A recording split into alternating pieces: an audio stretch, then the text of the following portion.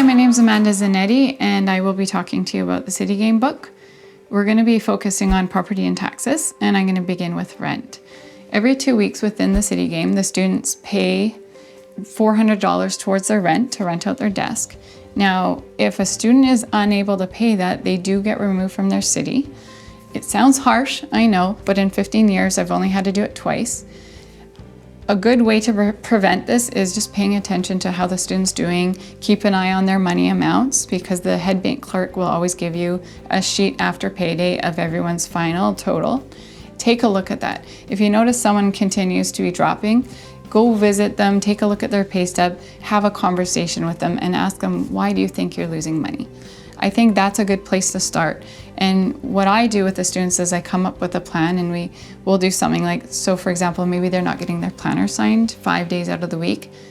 Give them a goal that they can reach that's attainable for them, and say, you know what if you do 3 a week? And then you can increase it along the way and go at their pace, because every student, as we know, is different, and we want to adapt for all of our students. So with rent, I have had it with the two, for example, that were removed. I ask them to do community service. You want them still to be giving back to their community, and during those times you can have conversations about what's really going on for them, and that's when I find they finally reach a point where they're ready to negotiate a plan that will help them get back into their city, because ultimately in the end all of the kids enjoy being with their classmates in groups.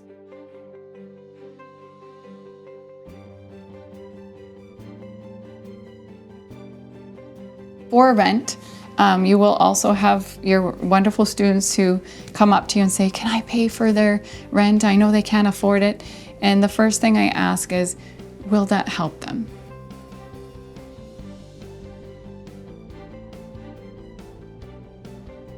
In the end, I tell the student, you know what though, this is your money. You've earned it. You are allowed to do whatever you want. You can pay for them, you can give your money away.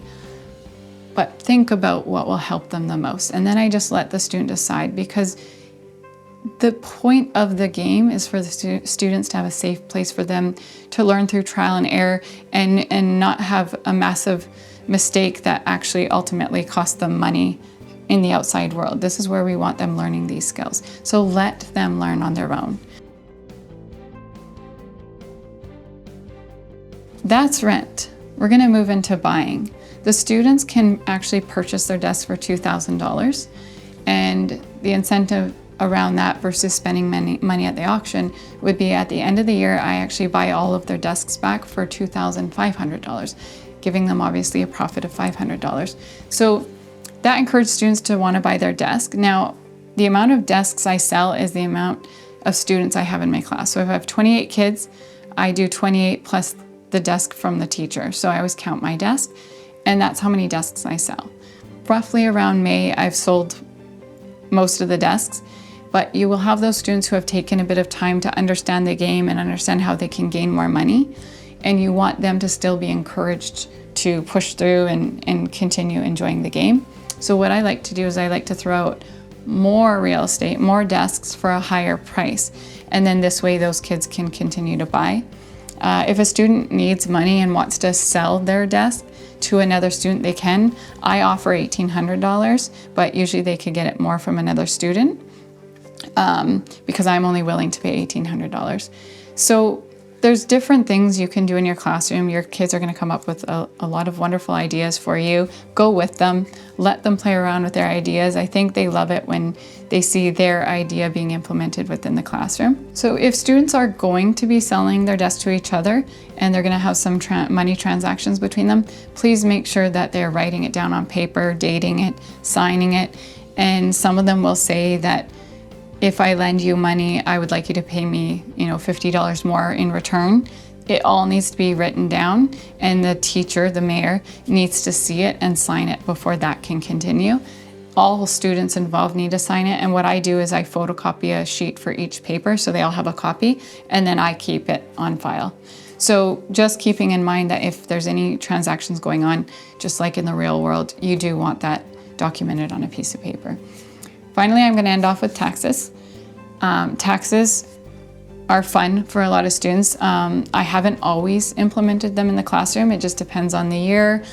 And one of the things I usually noticed is I haven't always brought it up in the beginning of the year, and I do think the kids need to be aware that they will be charged property tax and income tax. So if you're going to do that, you do need to let them know ahead of time so that they're saving for that, because you don't want a student who has been budgeting to try and buy their desk and they just bought their desk and they've been doing so well, and then all of a sudden they get thrown income tax or property tax and they don't have enough money.